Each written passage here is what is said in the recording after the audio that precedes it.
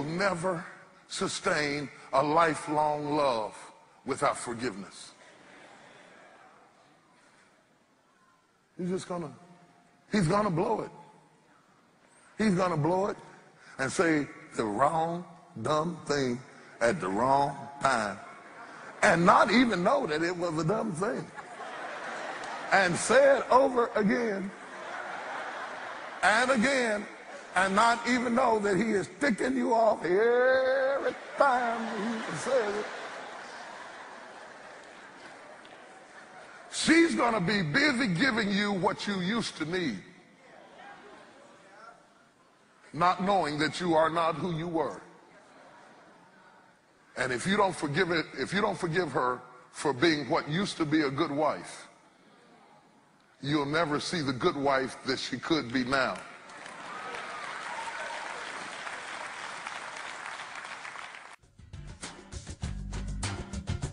A family that's going through hell could be a happy place. They're miserable over little things.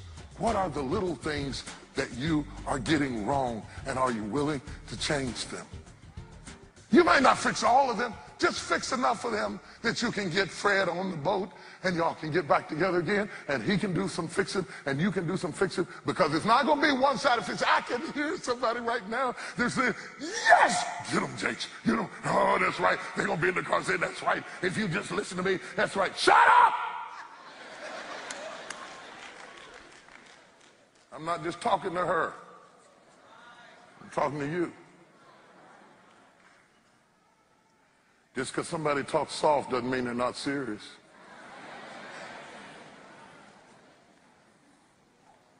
Number 3, the art of waiting.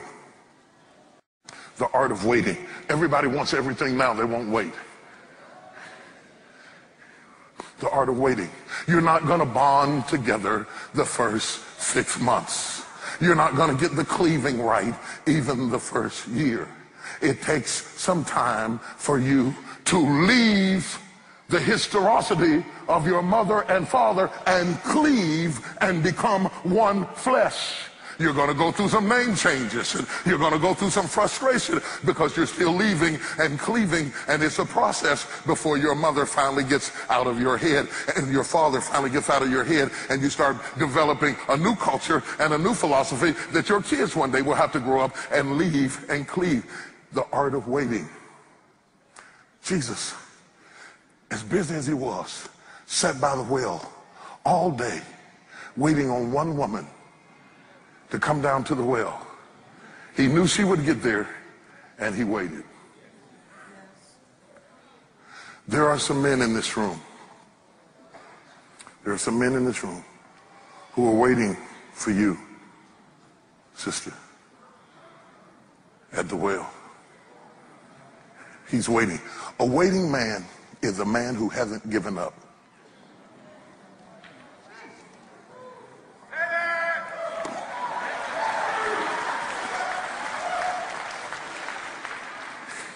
When a man waits, it just means that he hasn't given up.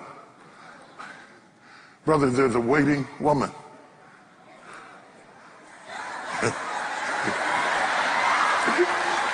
She said, here she is.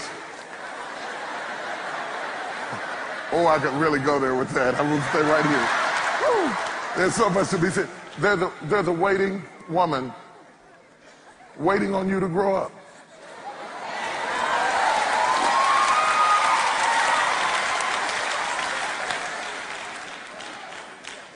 If we take a skin graft and we take a piece of skin from here and we put it on a wound right here, because we're all wounded, it takes a while. No matter how good the skin is, it takes a while for the skin to graft. If you're not willing to wait, you're going to mess the wound up and have to go back to the beginning and meet somebody new and start all over again. And you're going to end up at the same place. I know you don't believe it. I know you don't hear me. I know you think I'm stupid, but you are going to end up at the same place with the second wife that you ended up with the first wife. If you don't fix what's wrong with you, it is going to happen again. 50%, 64, 74% is going to happen. We happy now. You and her were happy at first. You're always happy at first. Why you think you get married? everybody's happy at first. If your husband is waiting on you, if he's waiting on you, if he's fighting off the others, I feel you, man. I feel you. I got your back, dog. I'm coming with it. I'm coming. Hold on, I'm coming. If he's fighting off women who want to do what you won't do, and that's more than sex. That can be kindness, that can be time, it can be sex too. How about that? Somebody say sex, it can be sex. He's waiting on you. Are you making him wait longer than necessary because you're distracted into your own things? And eventually what happens to men, I know men, I've been a man all my life. Eventually, he gives up on waiting. And then you call him a dog. But all of them were not dogs at first. He just got tired. Oh, wait, it's one thing to wait on somebody who's getting ready. You know how you be waiting on your wife and she's getting ready? And my wife would say in a minute for a half hour.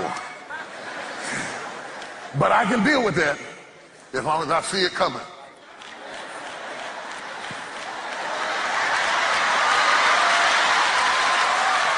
It's coming. It's not there yet, but it's coming. So what I do, this is how I do this, guys. I jingle my keys, you know, just to remind her that I'm waiting. I don't mind waiting as long as it's coming.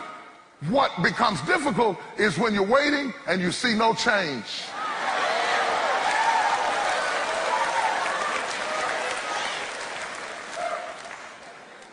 Because if I see you hurrying, at least I know that you're conscious that you're making me wait is putting me in a strain. And the consciousness of it is encouraging. But when you act oblivious to it, like sometimes I see people in the second service who just got out the car at 11:45 and they're walking across the street like this. I think, baby, why? What? Pick up the pace. And you that are waiting, don't give up. You got too much invested. Too many tears, too many years, too many kids, too much time.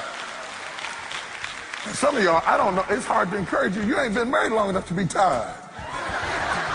You tired? You've been married 2 years and wore out. Come on, baby, what's that? These folks now, you know, the art of waiting. We make a lot of mistakes and we make a lot of decisions that take us in the wrong direction. And thankfully, we get a chance through the Lord, who's a God that restores and gives you second chances to make a new decision, and having based that on what you learned.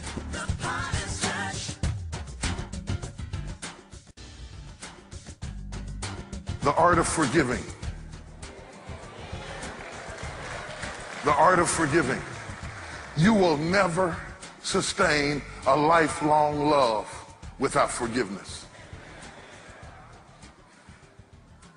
He's gonna blow it.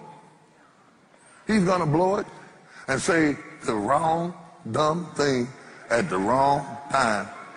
And not even know that it was a dumb thing. And say it over again and again.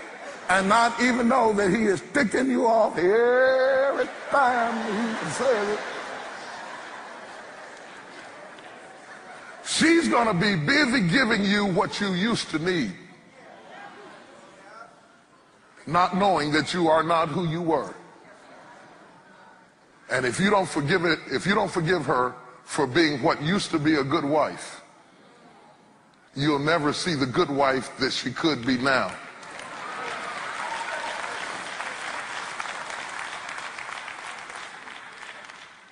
I was on the Dr. Phil show and they were talking about the governor from New York and what went on with him, and they were talking about his wife standing by him and they were all going off about it and going off. I said, please, we don't get to tell her whether she should forgive him or not. You don't know anything about what makes that marriage work, the chemistry of that relationship. What has he forgiven about her? What drives two people together, how they fit together like a key in a lock is nobody's business. We don't get, just because we're the viewer, to participate in the marital process of people coming together. There is not a married person in this room that's been married a considerable amount of time who hasn't had to forgive each other to stay together.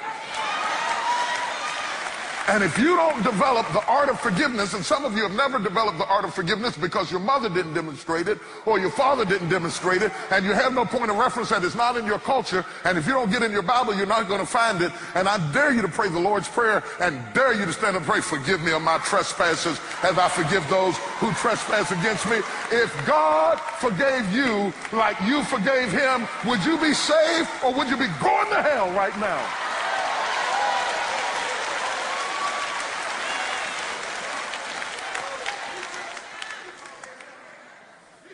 I don't understand how you can get down on your knees and ask God for forgiveness and believe that he forgive you for your improprieties and your mistakes, and yet when you get a chance to operate in that forgiveness, you have no forgiveness for me, and you say it's because you're holy? I say it's because you're hellish.